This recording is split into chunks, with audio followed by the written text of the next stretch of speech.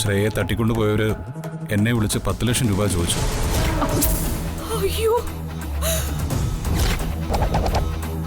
അവര് പറയുന്ന സ്ഥലത്ത് പറയുന്ന സമയത്ത് പണം എത്തിച്ചില്ലെങ്കിൽ ശ്രേയെ കൊന്നുകളയുന്ന പറഞ്ഞത്.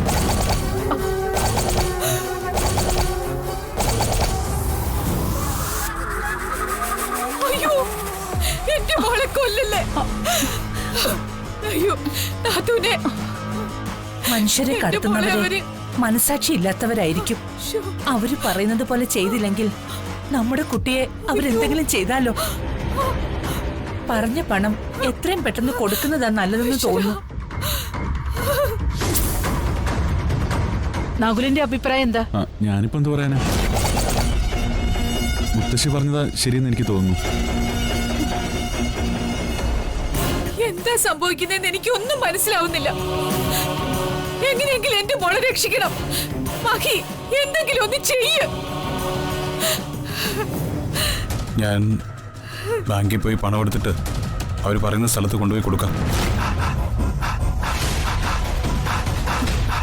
മഹി, ഇവിടെ എന്തൊക്കെയാ സംഭവിക്കുന്നതെന്ന് ഒരു എത്തും പിടിയും കിട്ടുന്നില്ലല്ലോ.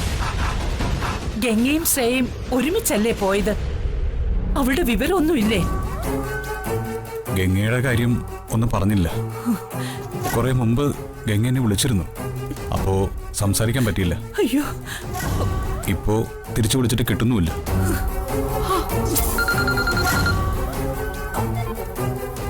ഹലോ. അയ്യോ, ഗംഗ എന്നെ വിളിച്ചിരുന്നു. ശ്രേയെ പിടിച്ചോണ്ട് പോയ കാര്യം പറയാൻ വിളിച്ചതായിരിക്കും. എനിക്കും ആ സമയത്ത് സംസാരിക്കാൻ പറ്റിയില്ല. ഞാൻ വണ്ടിയുടെ ചാവി എടുത്തിട്ട് വരാം.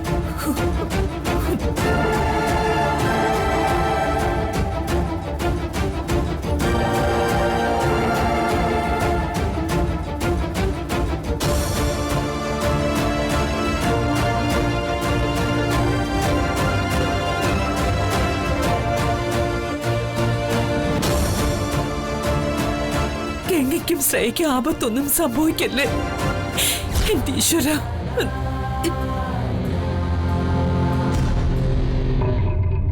നീങ്ങി വന്നേ.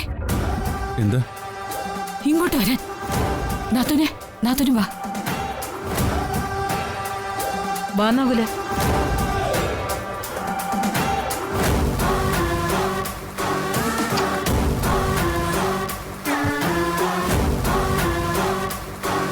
ലക്ഷം രൂപ വിഡ്രോ ചെയ്യേണ്ടതല്ലേ? ബാങ്കിലൊന്ന് വിളിച്ച് ഇൻഫോം ചെയ്തേക്കാം.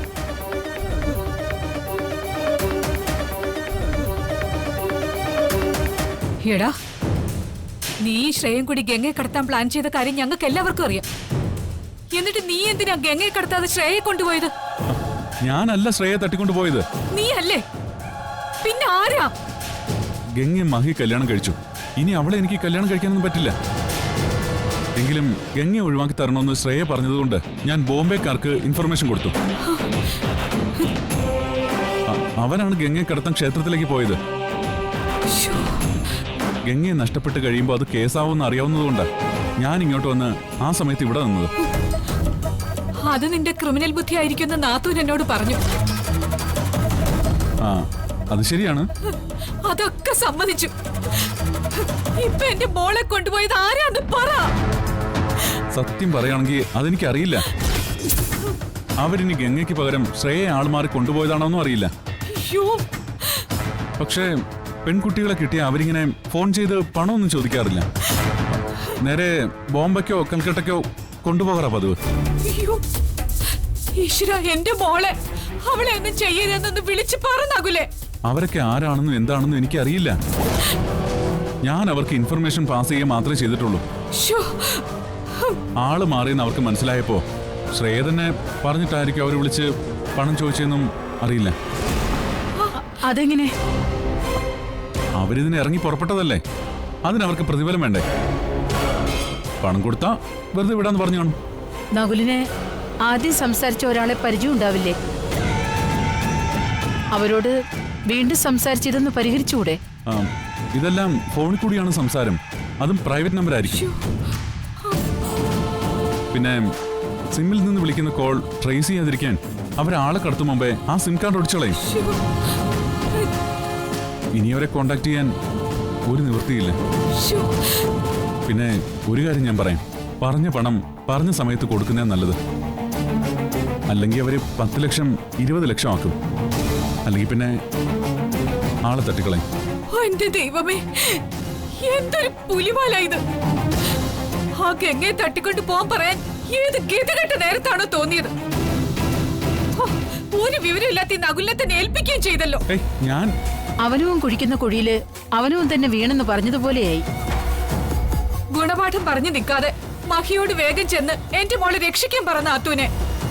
മുത്തശ്ശി വിഷമിക്കണ്ട, ഞാൻ പോയി ക്യാഷ് എടുത്ത് അവർ പറഞ്ഞ സ്ഥലത്ത് വെയിറ്റ് ചെയ്യാം. വാ, നമുക്ക് അങ്ങോട്ടേയല്ല.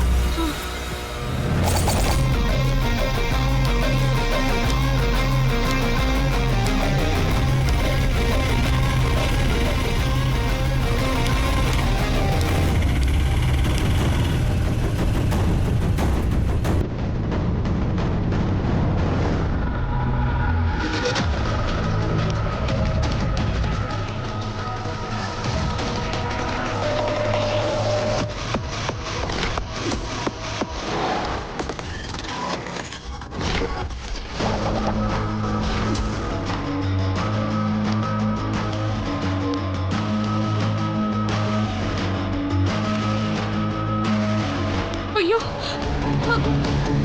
മോളെ, ശരി, എന്റെ മോളെ നിന്നെ ആരും തട്ടിക്കൊണ്ട് പോയെന്ന് പറഞ്ഞ് ഫോൺ വന്നു. മഹിതെ പൈസ എടുക്കാൻ ബാങ്കിലേക്ക് പോവുമായിരുന്നു. 10 ലക്ഷം രൂപ കൊടുത്തില്ലെങ്കിൽ നിന്നെ കൊന്നുകളയെന്നാ പറഞ്ഞ്.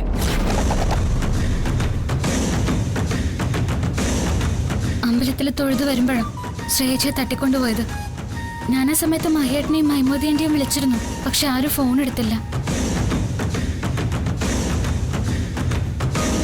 നീ എങ്ങനെയാ മോളെ രക്ഷപ്പെട്ടെ?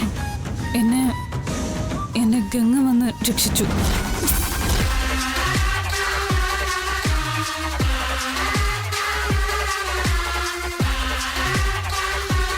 എങ്ങനെ?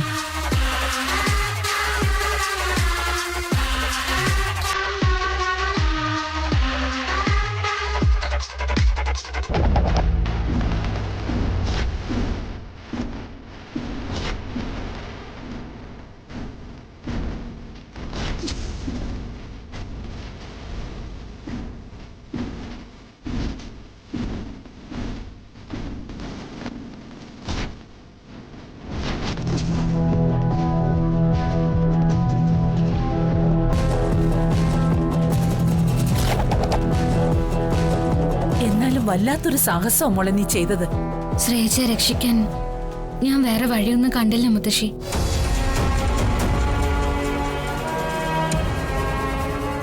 മോള് വാ, അകത്ത് പോയി റെസ്റ്റ് എടുക്ക. നീ വല്ലാതെ പേടിച്ചു പോയ മോളെ? നന്നായി ഗംഗേ, നീ വലിയൊരു കാര്യാ ചെയ്തത്. അതെ, എങ്ങനെ സമ്മതിക്കണം. ആരും ഇത്രയും റിസ്ക് എടുത്ത് മറ്റൊരാളെ രക്ഷിക്കില്ല. അതിനുള്ള മനസ്സ് ഗംഗയ്ക്കേ ഉള്ളൂ.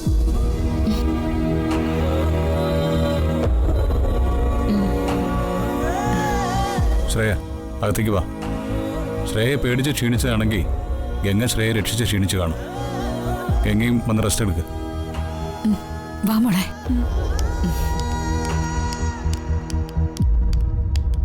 വാ ഗംഗ.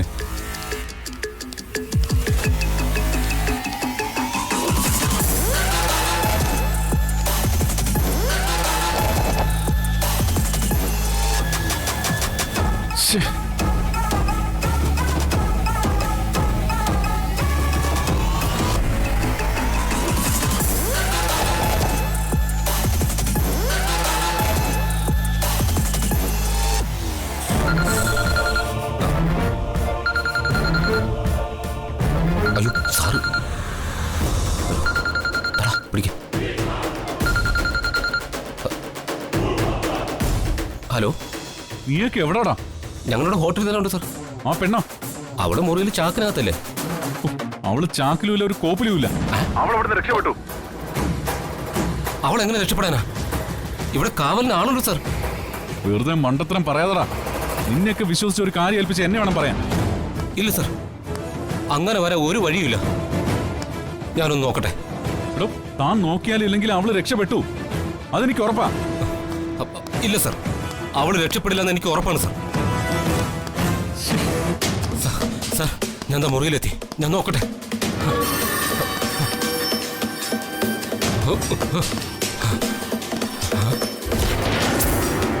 സർ, എന്താ? അവള് രക്ഷപ്പെട്ടു സർ. ഓഹ്, അതല്ല ഞാൻ തന്നോട് ഇത്ര നേരം പറഞ്ഞുകൊണ്ടിരുന്നത്. സാറിന് സമ്മതിക്കണം. സാറിന് ജ്ഞാനദൃഷ്ടിയുണ്ടോ? ഓഹ്, അവിടെ രക്ഷപ്പെട്ടത് ഇവിടെയുള്ള ഞങ്ങൾ പോലും അറിഞ്ഞില്ല. പക്ഷെ അവിടെ നിന്ന് സാർ അറിഞ്ഞു.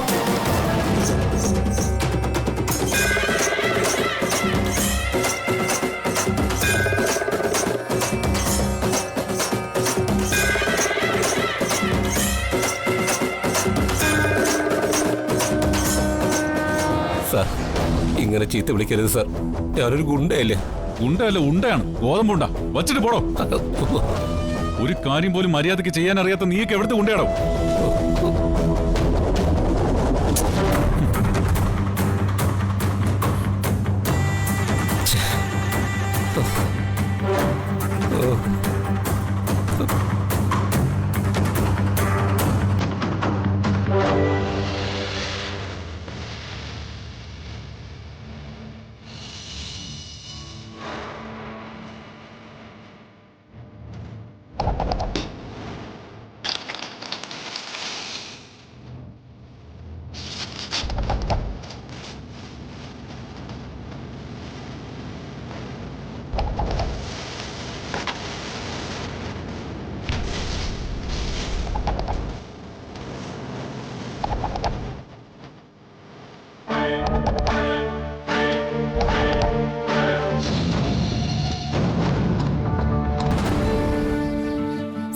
ഗുണ്ടകൾ പിടിച്ചോണ്ട് പോയെങ്കിൽ ഗംഗ എന്തിനാ പുറകെ പോയി രക്ഷിച്ചത്?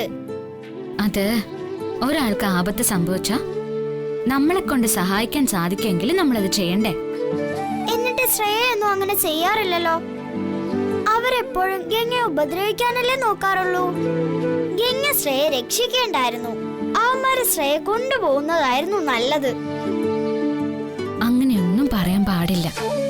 നമ്മളെ കൊണ്ട് ചെയ്യാൻ പറ്റുന്ന സഹായം ആർക്കാണെങ്കിലും നമ്മൾ ചെയ്യണം. പക്ഷെ ശ്രേയ എപ്പോഴും ഗംഗയോട് വഴക്കുണ്ടാക്കാറല്ലേ ചെയ്യുന്നത്. അപ്പൊ എന്തിനാ ശ്രേയെ സഹായിക്കുന്നത്?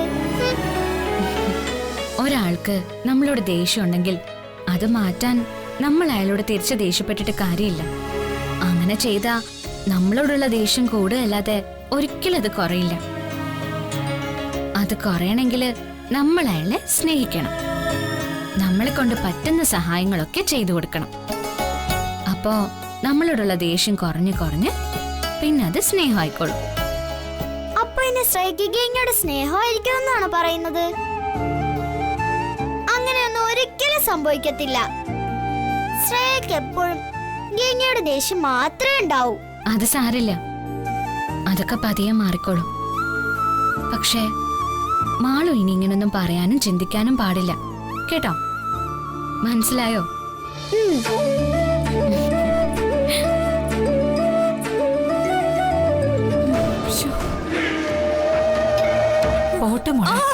അയ്യോ, തലയിൽ തൊടല്ലേ അമ്മേ. എന്തോ പറ്റി?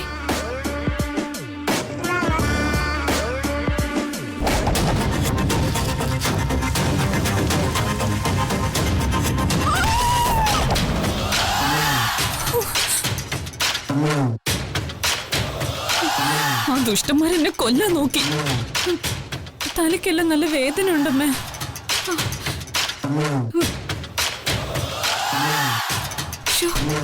ഇതെല്ലാം ഗംഗയ്ക്ക് കിട്ടേണ്ടതായിരുന്നല്ലോ എന്നോർത്തിട്ട് എനിക്ക് സങ്കടം. എന്നാലും ഓമാർക്ക് എങ്ങനെയാ മോളെ ആളിങ്ങനെ മാറിപ്പോയത്? അതൊക്കെ വലിയ കഥയമ്മേ. പിന്നെ എപ്പോഴെങ്കിലും ഞാനത് പറയാം. നീയും നകലും കൂടിയല്ലേ എല്ലാം പ്ലാൻ ചെയ്തത്. എന്നിട്ട് അവന് ഇതേക്കുറിച്ചൊന്നും അറിയില്ലെന്നും തട്ടിക്കൊണ്ടു പോയവരെ അവന് പരിചയമില്ലെന്നും പറഞ്ഞെന്താ? അതൊക്കെ അവൻ വെറുതെ പറഞ്ഞതായിരിക്കും. അല്ലെന്നേ, അവൻ ഗംഗയെ കൊണ്ടുപോകാൻ ഏതോ ബോംബെക്കാരെ ഏൽപ്പിച്ചു എന്നാ പറഞ്ഞേ. അവരെ ഇനി അവന് കോണ്ടാക്ട് ചെയ്യാൻ പറ്റില്ല എന്നും പറഞ്ഞു. അവൻ ഇവിടെ ഉള്ളപ്പോഴാ നിന്നെ തട്ടിക്കൊണ്ടുപോയവര് വിളിച്ചതും 10 ലക്ഷം രൂപ ആവശ്യപ്പെട്ടതും. ഓഹോ, അപ്പൊ നകുലിനും ഇതില് പങ്കുണ്ടാവും. അവൻ ആള് മാറിയെന്നറിഞ്ഞപ്പോ എന്നെ വെച്ച് 10 ലക്ഷം രൂപ അടിച്ചെടുക്കാൻ നോക്കിയതാവും. അയ്യോ, ആണോ? എന്നിട്ട് അവൻ എന്റെ നാത്തുന്റെ മുന്നിൽ എന്തൊരു അഭിനയായിരുന്നെന്നറിയോ? ഒന്നും അറിയാത്ത പോലായിരുന്നു അവന്റെ പെരുമാറ്റം. അവൻ പക്ക ഫ്രോഡല്ലേ അമ്മേ. കിട്ടിയ അവസരം അവൻ മാക്സിമം മുതലെടുക്കാൻ നോക്കി, അത്രേ ഉള്ളൂ. അപ്പൊ ഗംഗ വന്നില്ലായിരുന്നെങ്കിൽ നിന്നെ അവന്മാര് ബോംബെ കൊണ്ടുപോവായിരുന്നോ? അവര് ചോദിച്ച കാശ് കിട്ടിയില്ലായിരുന്നെങ്കിൽ ചിലപ്പോ കൊണ്ടുപോയാനെ. ശ്ശോ, എന്റെ ദൈവമേ, എനിക്കൊന്നും ആലോചിക്കാൻ പോലും വയ്യ. ഓ, എന്തൊക്കെ പറഞ്ഞാലും അവസാനം നിന്നെ രക്ഷിക്കാൻ ഗംഗ തന്നെ വേണ്ടി വന്നല്ലോ. ശ്ശേ, അമ്മ എന്നെ പിന്നെയും അത് തന്നെ പറഞ്ഞ് ഇറിറ്റേറ്റ് ചെയ്യല്ലേ. ശത്രുവിന്റെ സഹായം കൊണ്ട് രക്ഷപ്പെടുന്ന പോലൊരു ഗതികെട്ട അവസ്ഥ വേറെ ഇല്ല. അമ്പലത്തിലേക്ക് ഞാനും ഗംഗയും നടക്കുന്ന വഴി കുറെ പിള്ളേര് പന്ത് കളിക്കുന്നുണ്ടായിരുന്നു. അതിലൊരുത്തൻ പന്തടിച്ചത് ചെളിവെള്ളത്തിൽ വീണു. ആ വെള്ളം തെറിച്ച് എന്റെ ഡ്രസ്സിലും വീണു. അതും ഇട്ട് അമ്പലത്തിൽ ചെന്നപ്പോ തിരുമേനി വേറെ ഡ്രസ്സിട്ടേ തൊഴാൻ പാടുള്ളൂ എന്നും പറഞ്ഞ് അവിടുന്ന് എനിക്കൊരു സാരിയും തന്നു. അതാണെങ്കി ഈ മഞ്ഞ സാരിയും. മഞ്ഞ സാരിക്ക് എന്താ കുഴപ്പം? മഞ്ഞ സാരി തന്നെയല്ലേ ഗംഗ കൊടുത്തിരുന്നത്. അതാണ് ഗുണ്ടകൾക്ക് അവളെ തട്ടിക്കൊണ്ടു പോകാൻ നകുലിന് കൊടുത്തിരുന്ന അടയാളം. ആരെങ്കിലും സാരിയൊക്കെ അടയാളമായിട്ട് പറയൂ? അവന്മാർക്ക് ഗംഗയുടെ ഫോട്ടോ കൊടുത്താ പോരായിരുന്നു? ഓ, നിനക്കൊക്കെ ബുദ്ധിയും വിദ്യാഭ്യാസവും ക്രിമിനൽ പ്ലാനിംഗ് ചിന്തയൊക്കെ ഉണ്ടെന്ന് പറയുന്നല്ലാതെ സാമാന്യ ബുദ്ധിയില്ലേ? ഒരാളെ തട്ടിക്കൊണ്ടു പോകാൻ അടയാളമായിട്ട് സാരിയുടെ കളർ പറഞ്ഞു കൊടുത്തു. ശരി, അങ്ങനെ ഒരു അടയാളം കൊടുത്തിട്ട് അതേ കളർ സാരി എടുത്ത് നീ എന്തിനാ അവിടെ ചെന്ന് നിന്നത്? എനിക്ക് അമ്പലത്തിൽ നിന്ന് തന്നത് അതേ കളർ മഞ്ഞ സാരിയാണെന്ന് പറഞ്ഞില്ലേ അമ്മേ? എന്നാ നിനക്കത് വേണ്ടെന്ന് പറഞ്ഞൂടായിരുന്നോ? ഞാൻ പറഞ്ഞതാ, പക്ഷെ അവിടെ വേറെ സാരി ഇല്ലായിരുന്നു. വേറെ ഇല്ലെങ്കിൽ ഡ്രസ്സ് മാറണ്ടെന്ന് വെച്ചാ പോരായിരുന്നോ? അപ്പൊ പിന്നെ ഗംഗയ്ക്ക് സംശയം തോന്നില്ലേ? അതൊക്കെ അപ്പൊ എന്തെങ്കിലും നുണ പറഞ്ഞ് അവളെ കൺവിൻസ് ചെയ്താ പോരായിരുന്നോ? അമ്മേ, ഞാൻ ഡ്രസ്സ് മാറി ആരുടെയും കണ്ണിൽ പെടാതെ ഒളിച്ചു നിന്നതാ. അപ്പോഴാ ഏതൊരുത്തം വന്ന് എന്നെ ചാക്കിട്ട് പിടിച്ചത്. നീ എന്തൊരു പെണ്ണാ! ആരെങ്കിലും വന്ന് നന്നായിട്ട് സംസാരിച്ച ഉടനെ നീ എങ്ങനെ വളയാമോ? അമ്മ എന്താ ഈ പറയുന്നേ? വളയാമോന്നോ? ഞാൻ എവിടെ വളഞ്ഞെന്നാ? അല്ല, ഈ സോപ്പിടുക ചാക്കിടുക എന്നൊക്കെ പറയുന്നത് വളയ്ക്കുന്ന പരിപാടിയല്ലേ? ആ ചാക്കല്ല ഈ ചാക്ക്. ഇത് ശരിക്കുള്ള ചാക്ക. അരി പഞ്ചസാരയൊക്കെ കൊണ്ടുവരുന്ന ചാക്ക്. അതിനകത്ത് അവന്മാർ എന്നെ പൊക്കിക്കൊണ്ട് പോയത്. അതിലിരുന്ന് വണ്ടിക്കകത്തിരുന്ന് ബഹളം വെച്ചേനെ അവന്മാർ എന്റെ തലയ്ക്ക് അടിച്ചത്.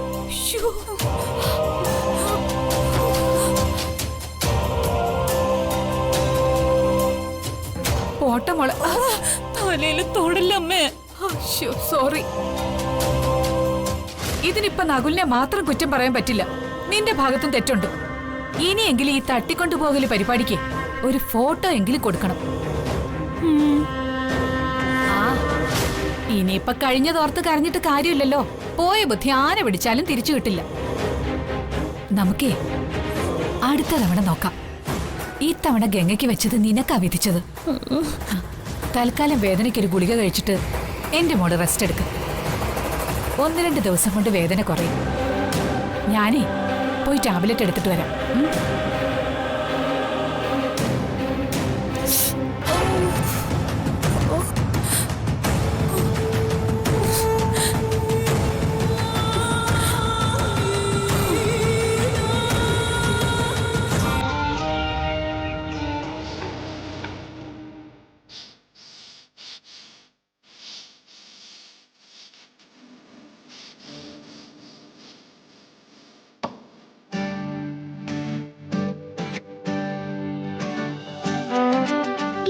അച്ഛനോടുള്ള പിണക്കം മാറ്റാൻ എന്തെങ്കിലും ബുദ്ധി പ്രയോഗിച്ചേ പറ്റൂ.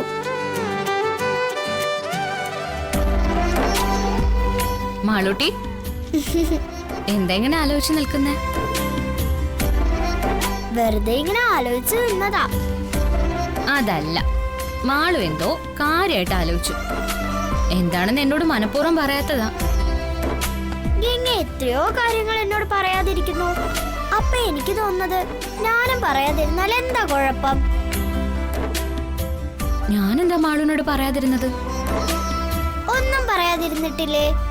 ഇല്ലല്ലോ. എന്നാ പറ, എങ്ങനെ എന്തിനാ അച്ഛനോട് പിണങ്ങി നടക്കുന്നത്? നിങ്ങളുടെ വിവാഹം നടന്നതാണ് ഞാൻ എത്രമാത്രം ആഗ്രഹിച്ചതാ. ഗംഗ എന്റെ അമ്മയായി വന്നിട്ട് അച്ഛനും ഗംഗയും കൂടെ ഒന്നിച്ചാവാൻ ഞാൻ എന്തൊക്കെ കാര്യങ്ങൾ പ്ലാൻ ചെയ്ത് വെച്ചതാ.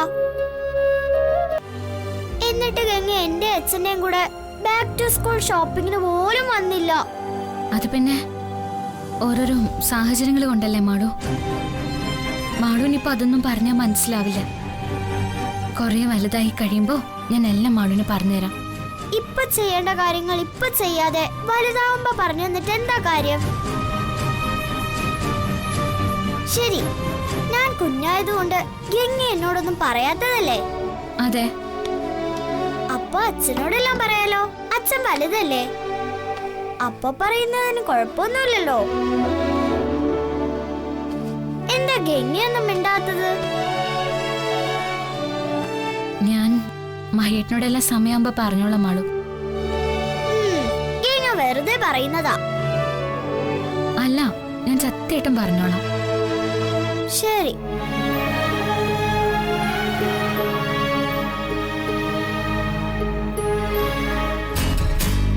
ഇതിങ്ങനെ വെറുതെ വിട്ടാ ശരിയാവില്ല.